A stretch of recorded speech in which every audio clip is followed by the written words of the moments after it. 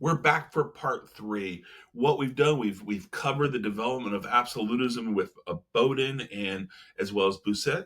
Now, then we talk about the rise and creation of the foundation of Bourbon absolutism with Henry IV, as well as Louis XIII, specifically Cardinal Richelieu, of course. And then we talked about baby Louis, and really it was prior to this grand age of Louis XIV, right? That Fronde. But now when Louis XIV comes of age, he believes that he alone was going to rule. And I do want to point out we're going back to Bishop Bousset. Remember the guy who created the divine right of the monarchy that we talked about. He was the teacher of Louis. So when baby Louis was growing up, Bishop Bousset was teaching him that God chose you. You are perfect. You should not share any of your power. So if that's told you enough, you begin to believe it. And really, when we look at this is the apex of French absolutism. Really, I can't imagine any greater age in early modern era for France. Louis XIV really established the most powerful monarchy that maybe France had seen. And I'm not an expert in French monarchy, but I think it's pretty cool stuff.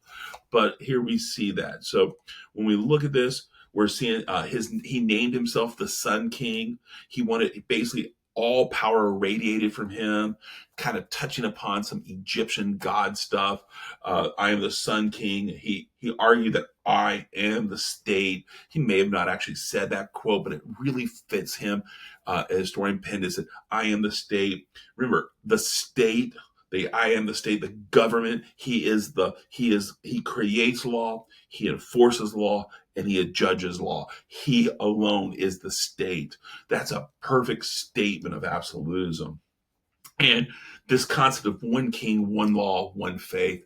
And it's all about centralizing. The age of Louis XIV, when he comes of age, a decade or so after the Fronde, he fully believes one king, one law, one faith.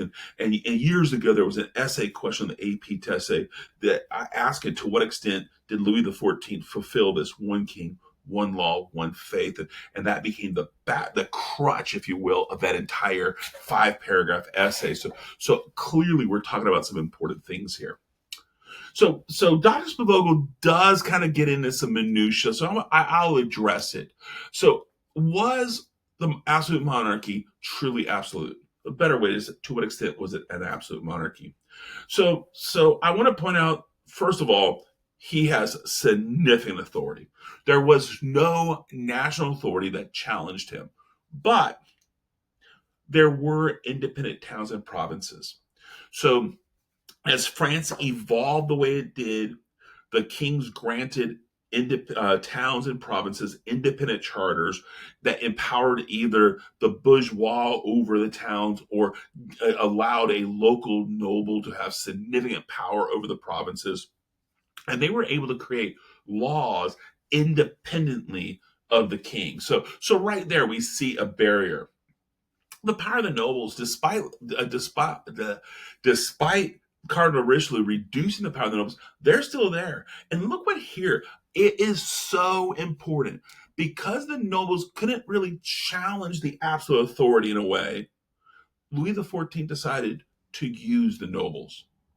So the nobles are still there. So Louis XIV, as the birth of capitalism is happening in the Netherlands as well as in England, we see the burghers are so independent here. In France, they're like, wait a minute, he's going to use the estate system to control the bourgeoisie. Because according to the estate system, the bourgeoisie or the French burghers, which class are they in? Yes, they're in the third. They're no different. They're the third estate. They're no different than the peasantry. And when we look at it, Louis XIV realized he can control the nobles, but if the bourgeoisie were to be independent, so yes, the power of the nobles is going to be something difficult for Louis XIV to really get rid of, but instead of getting rid of it, he decides to use it so that he can control the bourgeois.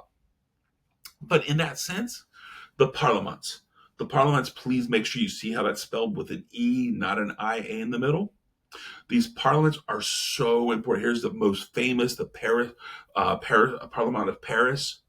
These are really important governing bodies in some ways. So these parliaments, they don't really make laws, but the parliaments, they're regional courts of nobles that had the right to veto royal edicts.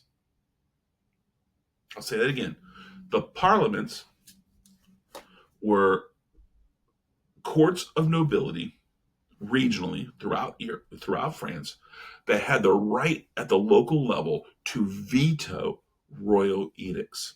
Now the parliaments aren't going to get crazy. They're not going to do everything because they don't want to be an adversary to the king.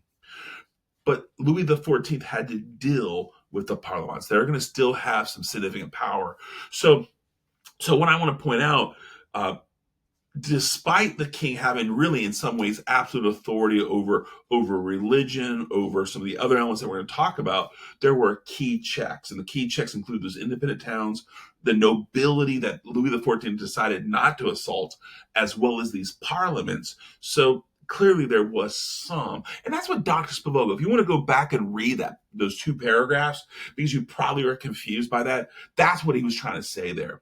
But with that said, let's maneuver. Let's talk about centralization. How does he centralize? What is he doing to really achieve his goals of one king, one law, one king, one faith? Well, one king, he is the man. And now we're going to see this one faith. And what do we see here? We already know the Huguenots were weakened by Cardinal Richelieu. Their military and political power has been stripped away. The only thing they have is religious liberty. Well, unfortunately for the Huguenots, without having that military might, Mr.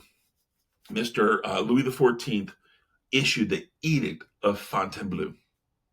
The Edict of Fontainebleau, it's going to be in the 1680s, years not that important. What it did was revoked the Edict of Nantes.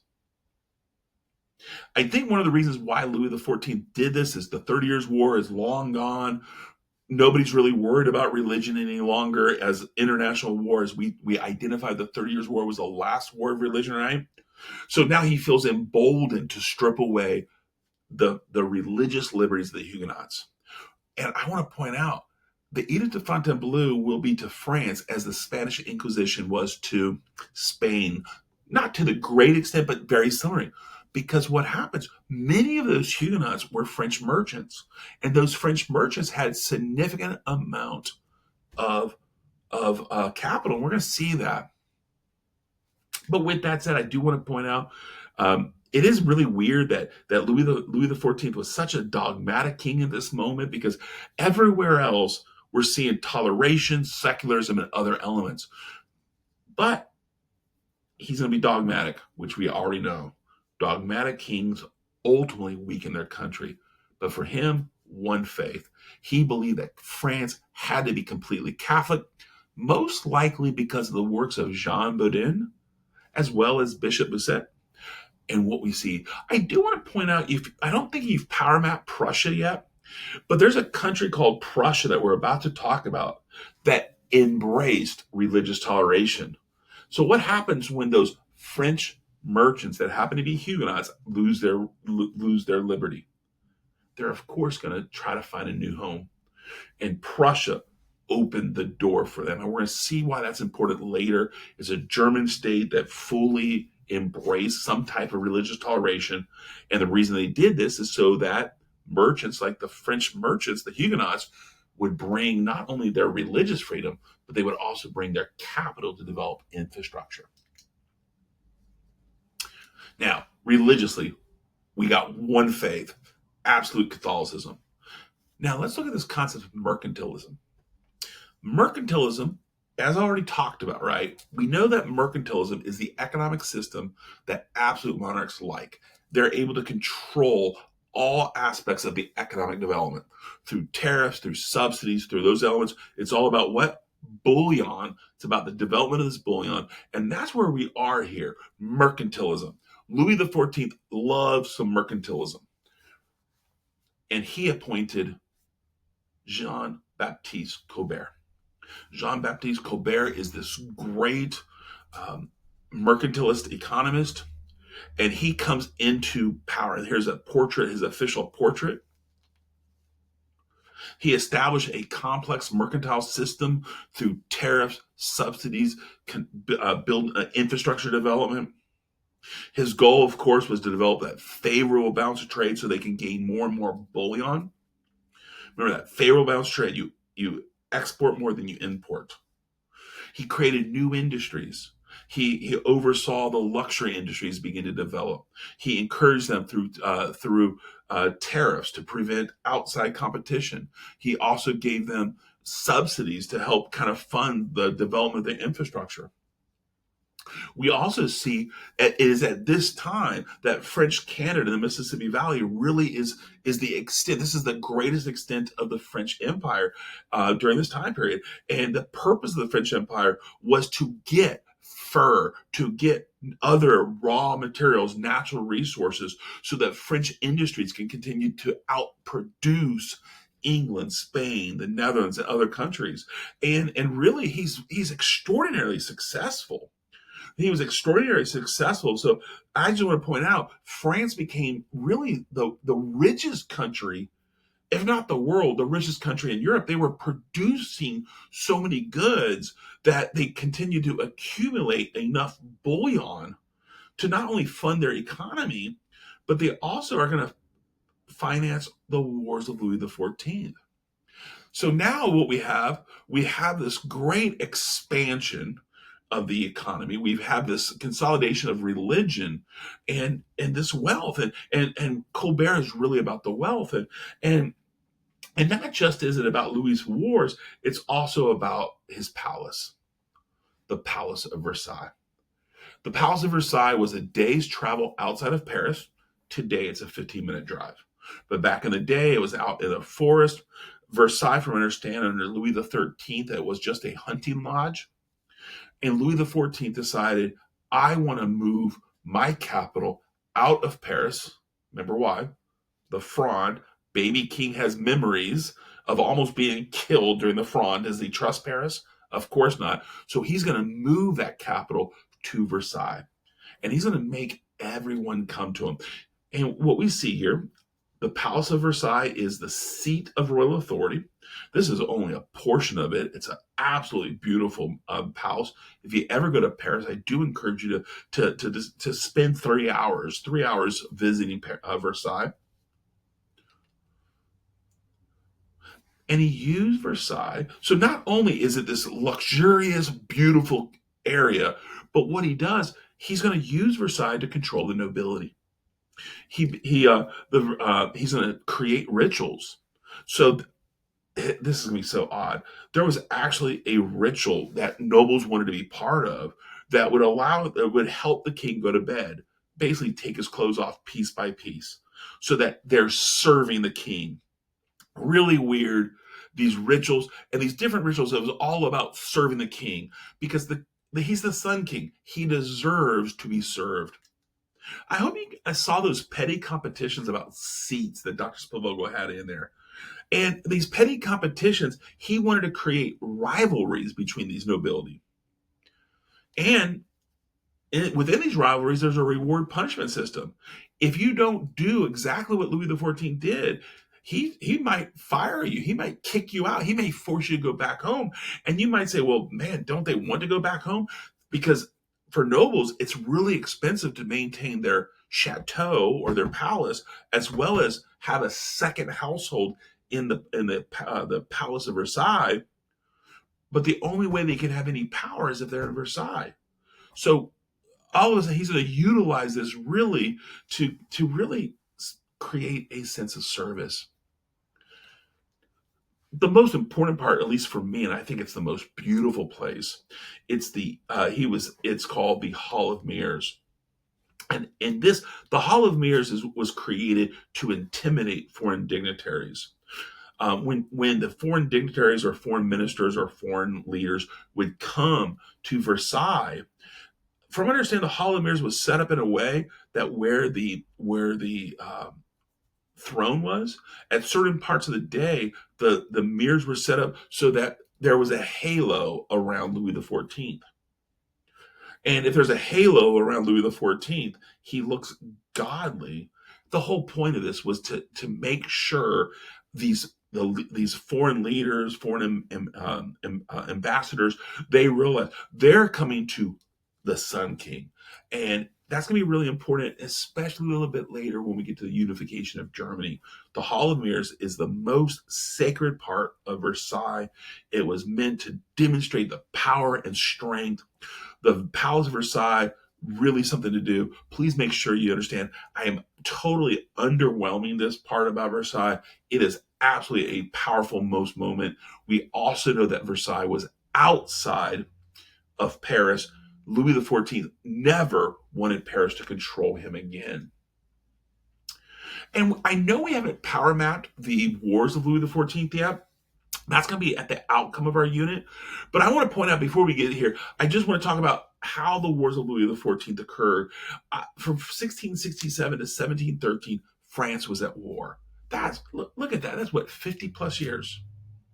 A little bit below 50, but so significant. Well, how they do this? Well, the Marquis de Laval. The Marquis de Laval was the military advisor who transformed the French army into the most powerful force in Europe. Marquis de Laval, who in the 1650s clearly borrowed heavily from the strategies and developments of Gustavus Adolphus, who had died at the Battle of Lutzen, if you remember that. And Marquis de Laval is going to develop an army of conscripts, of gunpowder, of mass troop movements. And by the time we get to 1667, France is clearly militarized. Well, what happens when you militarize? You're probably going to go to war. And that's what we're going to see. And we're going to talk about those wars in detail a little bit later. But Marquis de Laval, very significant. He uses all of the extra bullion that was brought to him basically through the mercantile system by Colbert, and is going to develop this powerful army that eventually will bankrupt France. And when you centralize and militarize, as I said, you are going to go to war. And these will be dynastic conflicts for the sole purpose of strengthening Louis XIV and the Bourbons. How do you think the people of France are going to feel after 40 plus years of war? Are they going to be excited that they did this all for the king? Or are they going to be sad that they have no money, their kids are dead, and likewise? So by the time we get to 1713, with the end of these wars, France was exhausted. And again, I promise you we will fill all that out. There's 4 wars that we'll talk about. But what was the legacy of Louis XIV? Yes, in 1715, when he drops dead, and by the way, 1715 brings an end to the 17th century for us. But when 1715, when Louis XIV drops dead, France is the most powerful state. It took all of Europe to check its powers. And we've mentioned the Treaty of Utrecht within the idea of colonialism. We're going to see what that looks like. But all of Europe, because France was so powerful. But France was in significant debt. Colbert's genius only really had a limited development that really led to the French wealth. And that's going to not be enough. And the French were frustrated with the domination of this. I talk about Louis XIV is like an abusive father. Yes, you might celebrate that he's gone, but what's going to hold everything together? And we already talked about how Bishop Bossuet said, when the king's gone, chaos will ensue. And we're going to see later how 1715 is such a significant turning point, because with the death of Louis XIV, we're going to see chaos. And we're going to see how that plays out. I hope that makes sense to you guys. I do. And again, you guys have a great day. I will be recovering from my surgery, so hopefully I will see you soon.